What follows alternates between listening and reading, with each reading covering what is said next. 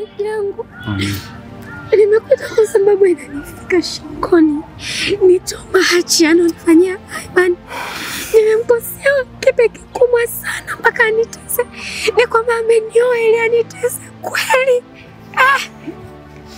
Nimechoka. Kila siku amekuwa akinifanyia vitu vya ajabu ndani kwangu. Ananileka kuleta mwanamke. Nikiongea nipiga, sauti yangu imekuwa nikujelea kulia. Nimekuwa nikitetea mapenzi kwa muda mrefu sana. Nimechoka. Naomba nisaidie, kaswa nimekuita. Kwa nini Aiman? Basi shemeji yangu inatosha. Aiman mimi ni ndugu yangu. Nitaka naye chini nipate kuzungumza naye.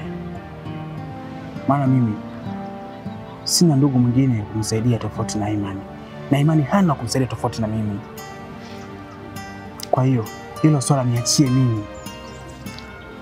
Umeelewa vizuri? Naomba uwe na subira. Nipe muda kidogo tu.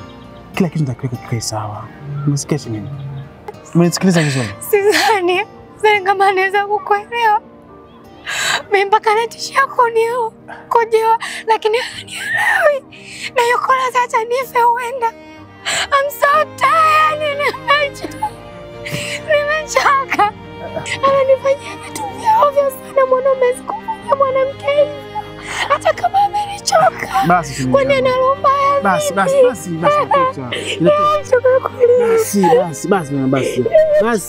nyamaza. Malaya kwenye bola wenu. Inatosha sasa. Hamoni aibu. Yaani mmekosa majumba mabovu, mahoteli, maroja ya kufanyia uchafu wenu mpaka mfanyia hadharani. Si ndio? Sawa. Matatizo yako wewe ni ya kwako. Mwanamume wangu mimi sio friji ya kugandulia matatizo yako. Hivi unazungumza nini wewe? Unazungumza nini? Nini kuhusu nini? By the way, mnaendana sana.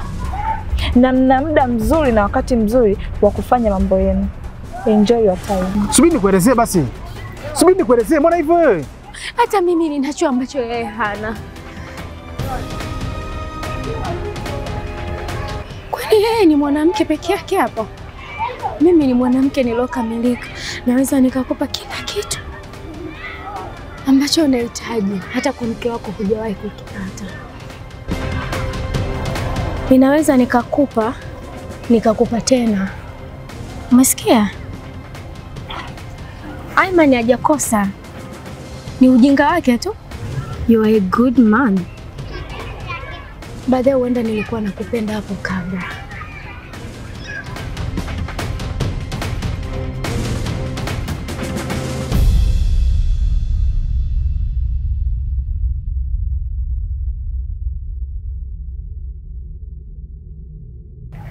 Huyu ni mwanaume wangu. Ni mume wangu wa ndoa. Kama kwako pameharibika, usitaki kuharibu na kwangu. Na kama pameloa, jitahidi kuendelea kulala hivyo hivyo. Sawa? Na kuonya, kaa mbali na mwanaume wangu.